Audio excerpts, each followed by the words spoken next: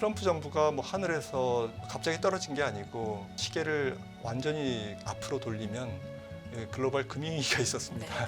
네, 그래서 지난 15년 전부터 이루어진 전 세계의 재정 팽창, 부채 증가, 전 세계가 이런 부채를 선진국, 신흥국, 미국 모든 국가가 다 지고 있는 경우는 지금 역사상 처음이거든요. 신기록을 지금 경신하고 있는 겁니다. 부채 측면에서. 네. 이런 상태에서 트럼프 정부가 출범되기 때문에 조금 발화성이 높다라는 거죠. 연준이 이제 보일러라고 이제 비교를 하죠. 보일러의 기준금리의 레버를 조금만 조정하면 10년물도 올라가고 내리면 내려가고 이게 작동이 됐는데 지금은 이제 부채가 이 시스템을 좀 망가뜨렸습니다. 시스템이 이제 고장 났습니다. 그러니까 연준이 아무리 내려도 내년에 10년물은 오히려 올라갈 수 있다라는 거죠. 이제 한 주 동안의 경제 얘기 또 심도 깊게 나눠봐야 되겠죠? 이코노미스트 김한진 박사 함께하겠습니다. 박사님 안녕하십니까? 네, 안녕하세요. 한 주 동안 잘 지내셨어요? 네. 날씨가 부쩍 추워졌고요. 그렇습니다. 네, 건강 관리 잘 네. 하셔야 되겠습니다. 시장 얘기 좀 해볼까요? 한 주 동안 좀 박사님께서 이 부분 포인트로 중점적으로 봤다, 인상적이었다 하시는 부분이 혹시 있을까요? 네, 뭐 네. 방금 엔비디아 말씀도 해주시고 이사장께서 정리해 네. 주셨지만 뭐 저는 경제 지표보다는 시장이 기업 실적, 특히 주가 지수를 움직이는 뭐 거대 빅테크 기업들의 흐름에 훨씬 더 지금 좌지우지되는 그런 상황. 또 뭐 구글과 애플 뭐 반독점 이슈 뭐 있지 않습니까? 이런 것들이 좀 M7 종목들이 돌아가면서 좀 지수의 등락을 좀 결정하는 그런 현상. 그러니까 매크로보다는 좀 마이크로 쪽에서 기업 실적 쪽에서 이슈가 훨씬 더 시장의 임팩트가 큰 시장이 좀 그런 성격이 좀 굳어지고 있다라고 저는 생각을 하고 있고요. 또 좀 뭐 트럼프와 관련돼서는 이제 정치적 리스크는 조금 지나갔고. 지금 뭐 인선이 계속 발표되고 있지 않습니까? 맷 게이츠 법무장관 후보자는 이제 자진 사퇴했더라고요. 아무튼 뭐 계속 지금 발표가 되고 있는데 앞으로 연말 연초 갈수록 뭐 출범에 가까워질수록 이제 정치적 리스크에서 정책적 위험으로 향후 전개되는 펼칠 정책에 대한 위험을 시장이 반응해 나가는 일종의 선반영 과정이라고 저는 생각을 하고 있고요. 이미 조금 그런 현상이 트럼프 트레이딩으로 이루어졌지만 더욱 연말 연초 뭐 트럼프 정책이 조금 구체화되면서 이 사람이 되면 이렇게 하겠구나, 좀 더 강경하게 하겠구나, 라는 이제 이 사람은 좀 합리적인 사람이니까 좀 합리적인 정책을 하겠구나. 물론 이제 그 정책의 정점에는 뭐 트럼프 대통령이 있겠지만 그래도 시장이 그렇게 일비일이하는 그런 뉴스에 따라서 조각 뉴스에 따라서 그런 반응이 조금 많아질 것 같습니다. 네. 트럼프 트레이드가 좀 강해지는 시점이 있고 이게 조금 약화가 되거나 되돌려지는 시점이 있는데 다시금 뭐 그 큰 줄기에서는 이어지는 관점으로 지금 시장이 좀 돌아가고 있는 것 같습니다. 비트코인 10만 달러 얘기 나왔었는데 거의 뭐 지금 가시권에 들어와 있는 상황이고요. 달러 강세가 또 눈에 띕니다. 달러 인덱스가 107선을 돌파하면서 뭐 1년 내 지금 최고 수준을 유지하고 있고 말씀해 주셨지만 이제 연말 연초 1월 20일로 트럼프 2기 본격적으로 들어가는 그 시점에 다가가면서 아마도 더 구체적인 내용들, 영향을 받는 내용들이 있을 텐데 오늘 그런 관점으로 이 트럼프 정부 2기 출범 주요 정책 아마 많이들 들으셨겠지만 이제 실질적으로 좀 가시권에 들어온 얘기들 중심으로 이제 해주시면 좋을 것 같습니다. 정책 어떤 부분 좀 눈여겨볼까요? 네, 표를 보시면은 뭐 이미 뉴스에 다 나온 대외 정책으로서는 이제 뭐 좀 러시아 우크라이나 종식이라든지 가능성입니다. 안보 정책의 변화가 있을 거고 뭐 중동 질서도 트럼프의 정책 기조는 기존 뭐 극우 좀 기존 네오콘과는 조금 차별성이 있을 것으로 예상이 됩니다. 그래서 무조건 뭐 이스라엘을 도울 거냐, 그리고 이제 이란을 공격하는데 있어서 미국이 역할을 할 거냐, 이런 부분들이 이제 조금 민감한 부분인데 트럼프 대통령은 이제 돈을 적게 쓰면서 가능하면 대외 군사 개입을 좀 적게 하는 쪽으로 조금 그런 쪽에 기울고 있기 때문에 그렇게 지금 초반부터 집권 초반부터 중동 정세가 뭐 격화되면서 좀 뭐 유가가 폭등한다든지 이런 일은 좀 없을 것이라고 보고요. 네. 아무튼 뭐 일일이 다 말씀드릴 수는 없겠지만 이러한 정책들이 바이든 정부보다는 조금 더 강력한 그리고 조금 더 미국의 우선주의에 굉장히 근접한 이제 그런 정책이 있을 건데요. 원래 이제 악마는 디테일에 있다고 2017년에 우리가 좀 예습을 해봤지 않습니까? 트럼프 일기 때. 그래서 그때 경제 지표도 이제 조금 좀 저기 되짚어 볼 필요가 있는데요. 저는 뭐 물가 상승이라든지 금리 상승이라든지 그리고 트럼프 정책이 뭐 이제 미국의 경기를 부양시켜서 수요를 촉발해서 미국의 성장률로 나타나는 경제 성적표가 내년에 좋아질 것이다라고 보지 않습니다. 그러니까 물가나 금리도 더 올라가는 것은 2026년 트럼프 집권 2년 차라고 생각을 하고 있고요. 그다음에 이러한 정책들 여러 가지 정책들이 이제 다 어우러져서 네. 미국 경제 성장률을 올리는 것도 내년이 아니라 후년이다라고 생각을 합니다. 이거는 2017년에도 한번 입증이 됐거든요. 네. 왜냐하면 관세 인상 같은 경우도요. 결국에는 조금 뭐 관세를 인상해서 다른 나라 기업들로 하여금 미국의 공장을 지으라는 거잖아요. 그런데 관세를 인상하면 일단 물가부터 오르고 미국의 공장을 지어서 미국 경제가 좋아지는 것은 한참 걸립니다. 뭐 공장을 하루아침에 뚝딱 만들 수는 없는 거고요. 그리고 이제 뭐 여러 가지 정책들이 결국엔 물가는 좀 혹은 금리는 그 뭐 금리라는 것도 사실 뭐 그 이번 정책 그 올해 정책이만 반영하는 것은 아니잖아요. 이게 연장선상에서 정책이 계속 전개됐을 때 국채 10년물 같은 경우에는 뭐 그 후 네. 뭐 미래 인플레이션 환경을 반영하기 때문에 그런 측면에서 물가는 오르고 뭐 실질적인 경제 성적표는 뭐 트럼프의 정책으로 인한 경제 성장률의 추가 상승은 없는 그래서 조금 그렇게 썩 좋지 않은 경제 환경이 2025년이 될 거라고 보고 있고요. 네. 2026년은 트럼프가 아마 공을 들일 겁니다. 왜냐하면은 2년마다 이루어지는 하원 선거 또 상원의원들도 일부 교체되죠. 그래서 중간 선거가 있기 때문에 2026년 경제 성장률을 예쁘게 만들어야 됩니다. 트럼프 입장에서는 물가도 낮춰야 되고 그래서 모든 정책은 2026년에 맞춰져 있기 때문에 조금 표현이 좀 그렇습니다만은 2025년은 2026년을 위한 중간 선거가 있는 2026년을 위한 희생양이다라는 측면에서 결코 주식시장에 우호적이지 않다. 그런데 그럼에도 불구하고 지금 밸류에이션은 높아져 있다라는 거죠. 그리고 말씀드렸듯이 이듬해 2026년에 여러 가지 정책이 시행됐을 때 또 일부는 2025년에도 시행됩니다. 자동차 관세 인상이라든지 대통령의 행정명령으로 혹은 뭐 대통령이 직접 사인을 하면 바로 시행되는 정책들 그리고 중국에 대한 관세도 일단 첫 스타트는 2025년 내년이죠. 그리고 본격적으로 올리는 것은 아마 2026년이 될 것 같습니다. 그것도 2017년에도 그랬거든요. 2017년에 트럼프가 집권을 하면서 본격적으로 대중 관세를 그때 2017년에도 올렸습니다마는 본격적으로 더 큰 폭으로 올린 것은 2018년이에요. 집권 2년 차예요. 그래서 아마도 중국 때리기는 2026년 후년에 더욱더 격화될 거다라는 말씀을 좀 드리고 싶고요. 그래서 이제 결론적으로 내년도에는 이제 좀 성장률 효과는 미진하고 금리는 조금 올라가고 연준의 통화 정책 금리 인하에 대한 스탠스는 조금 소극적이고 많이 못 내린다는 얘기죠.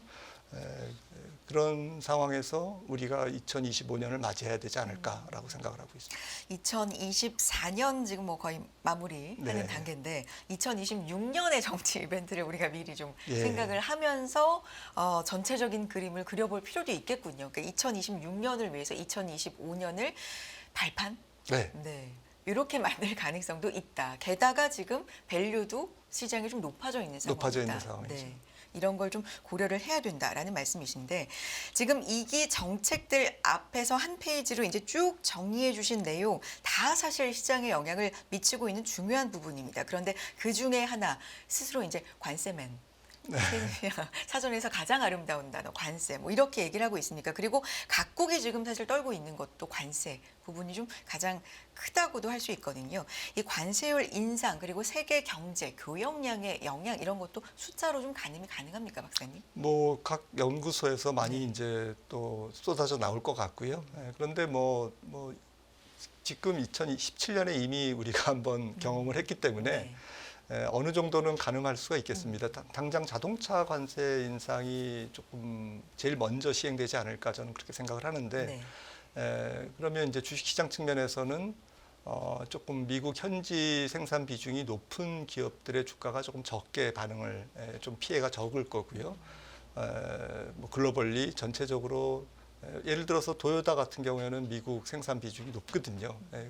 하지만 혼다는 낮습니다. 그러면 이제 도요타 주가는 뭐 별로 안 떨어질 가능성이 있고 혼다 주가는 많이 떨어질 가능성이 있다라는 것이죠. 그렇게 이제 종목별로 희비가 엇갈릴 수 있다라는 거고요.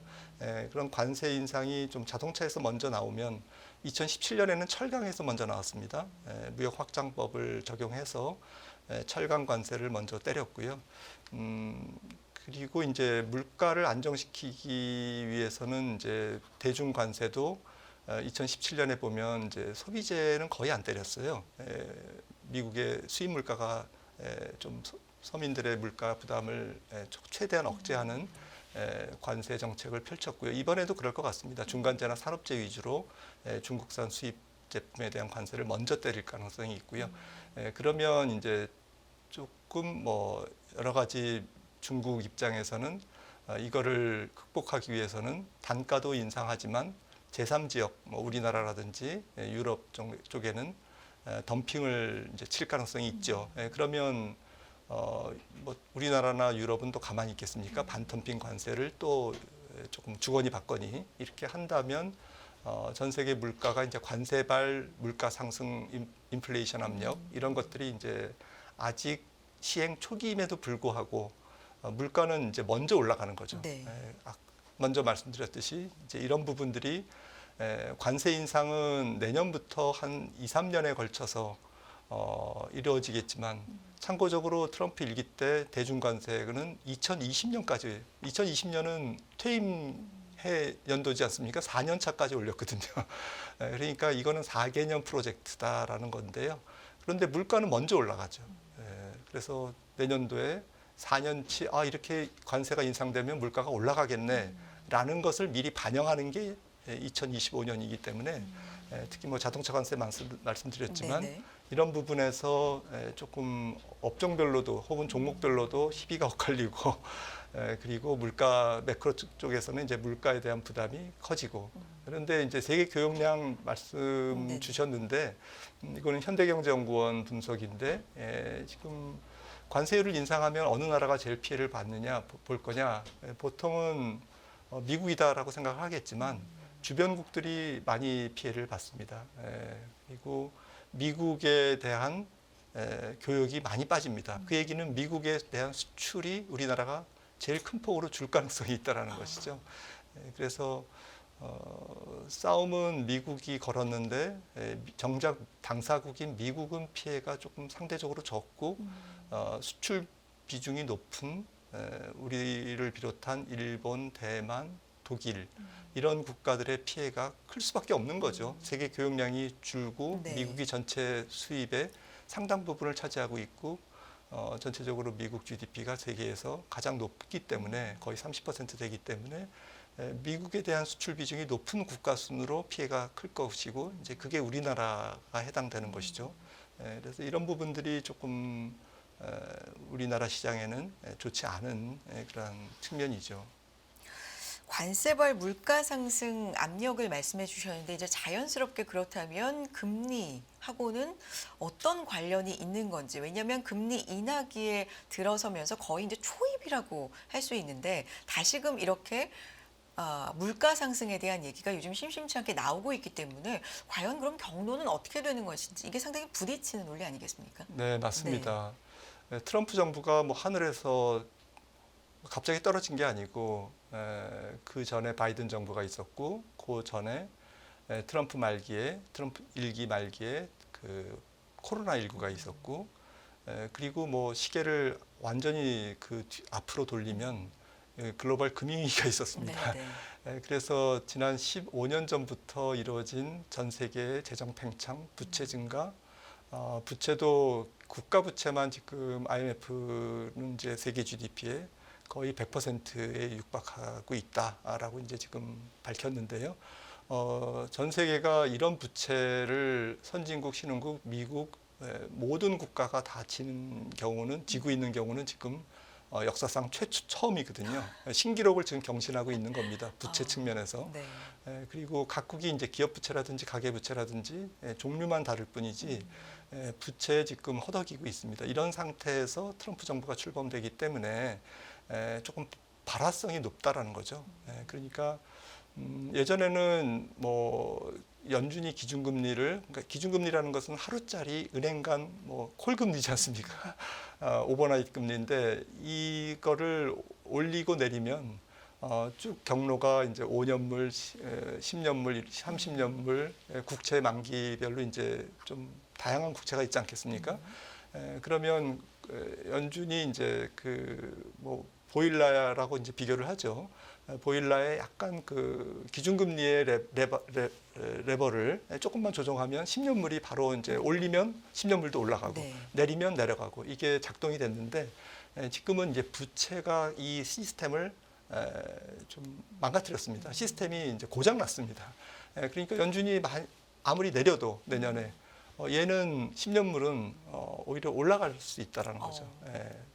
그리고 특히 미국 같은 경우에는 2024년 올해 바이든 정부 4년 차에 재정을 좀 집중적으로 풀었거든요. 경기가 좋음에도 불구하고 이런 후유증이 트럼프 정부 1기 때 가장 세게 이제 그 반사적으로 안 좋은 효과가 나타날 거라는 거죠. 금리 상승에 대한 압력이 이제 이런 부분들이 좀 걱정되는 거고요.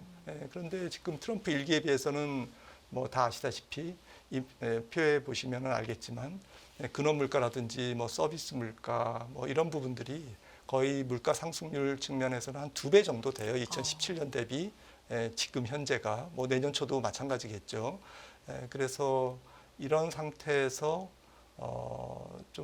조금만 뭔가 인플레이션에 친화적인 정책, 인플레이션 촉발 정책이 나오면 그게 지금 말씀드린 트럼프 정책인데 이런 것들이 나오면 조금 바로 이제 불이 나는 거죠. 뜨거워지는 걸 넘어서 인플레이션에 불이 붙을 수 있다. 그러면 금리가 튈 수밖에 없는 거죠. 그런데 10년물 금리의 모든 뭐 소비와 관련된 또 기업 투자와 관련된 그러한 금리는 다 10년물에 이제 연동이 돼 있습니다. 그러니까 기준금리를 내리는 목적은 10년물을 끌어내리기 위함인데 이게 시스템이 고장나 있다면 백약이 무효한 거죠. 그래서 아무리 연준이 금리를 내려도 시장 금리는 마이웨이를 걸을 수가 있다는 거죠. 위쪽으로. 지금 상태인가요? 네, 지금 그런 거를 네. 보여주고 있는 것이죠. 지금 기준금리가 지금 75bp나 했는데 시장 금리는 100bp 올랐습니다. 거꾸로 간 거죠. 그 갭이 200bp 벌어졌거든요.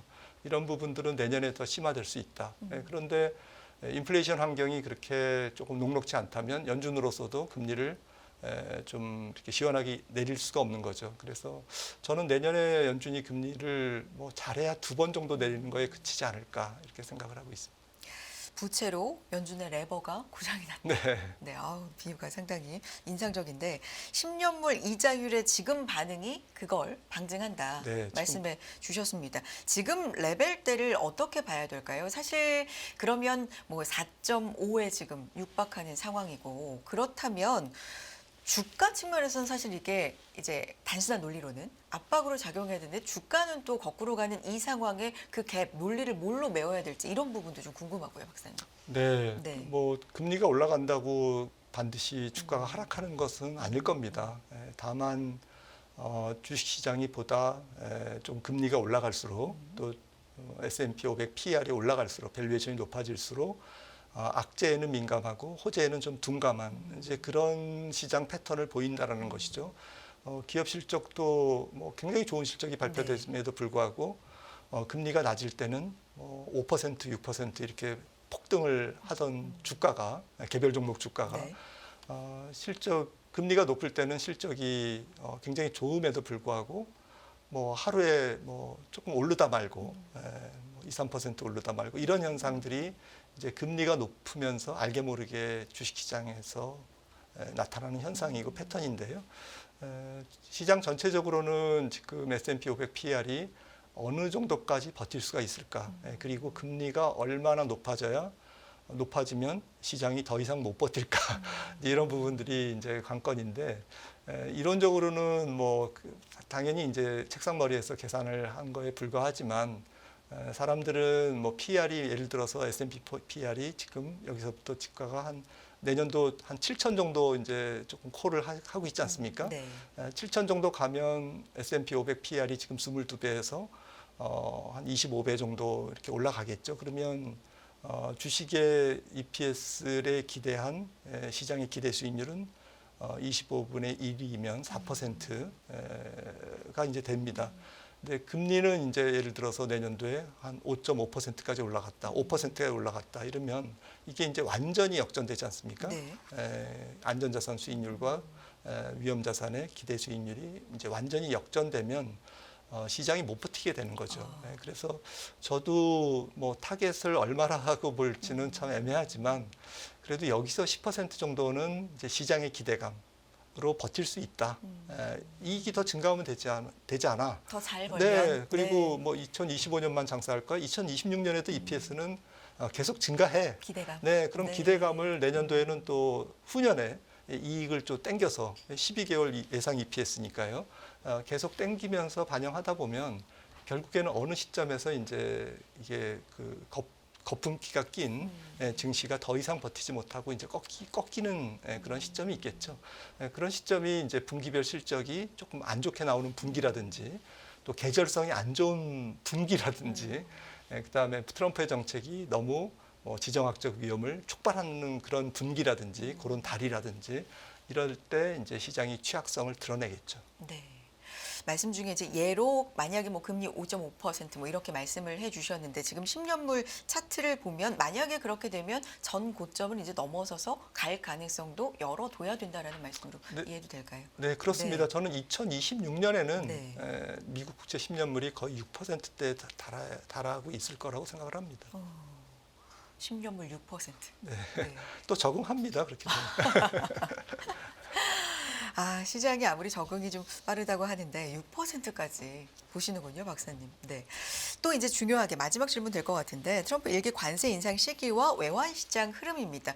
일단 강달러 얘기, 뭐 갓달러, 킹달러 이게 다시 도래한다. 그리고 지금 가고 있는 흐름도 이렇다. 뭐 이런 얘기들이 있어요. 현재 상황 어떻게 보고 계시고 전망도 궁금합니다. 네, 트럼프 트레이딩으로 미리 뭐 선반영을 네. 했다라는 측면은 뭐 부인할 수 없을 것 같고요. 지금 사실은 11월 5일 이전부터 환율은 굉장히 좀 인상 깊게 움직였습니다. 그래서 9월 말 대비 달러가 10% 절상됐고요. 위안화도 9월 말 기준으로 보면 4% 이상 절하됐고요. 그리고 원달러도 지금 1,300원에서 9월 말이 한 1,300원 언저리였거든요. 1,450원까지 왔으니까 이게 지금 한 10%. 그래서 트럼프의 당선을 외환시장이 이미 선반영했는지 네. 11월 5일 전부터 9월 말부터 환율 시장은 이미 움직였고 트럼프의 당선을 예고했다라고 볼 수도 있고요. 그런 측면에서 제 생각에는 조금 연말로 갔고 이제 트럼프 취임 1월 20일까지 연말 연초에 환율은 그렇게 크게 움직이지 않을 것 같아요. 당장. 그거는 조금 주식시장에 긍정적일 것 같습니다. 선반영됐다라는 점. 네. 한 가지만 더 말씀드리면 2017년 트럼프 집권 1기 때 초년도 첫 번째 연도에 오히려 환율은 달러는 약했고요. 그리고 원달러도 그렇게 안 움직였습니다. 그런데 정작 그 트럼프 정책이 시행되고 관세가 이제 매겨지기 시작한 2018년 집권 2년 차부터 달러도 10% 올랐고 위안화도 10% 떨어졌거든요. 그래서 위안화를 이제 절하하면서 중국이 거기에 대응한 거죠. 그래서 이런 측면에서 본격적으로 환율이 움직이는 것은 지금 내년보다는 후년일 가능성이 높고 특히 이번에는 트럼프의 일기에 상황이 이미 시장이 인지하고 있었기 때문에 네. 선반영된 측면이 있었기 때문에 적어도 뭐 길게 보면 내년 상반기까지는 환율은 오히려 왜 이렇게 잠잠하지?라고 생각할 정도로 조금 뭐 덤덤한 미리 반영된 네, 측면이. 그런 측면도 네. 있을 거라고 생각을 합니다. 그거는 주식시장에 좀 우호적인 상황인 거죠. 네. 알겠습니다. 오늘 여기까지 듣겠습니다. 한 주에 한 번 금요일마다 한 주간의 시장 경제 이야기 정리해주고 계십니다. 이코노미스트 김한준 박사 다음 주도 모셔볼 거고요. 박사님 오늘 말씀 고맙습니다.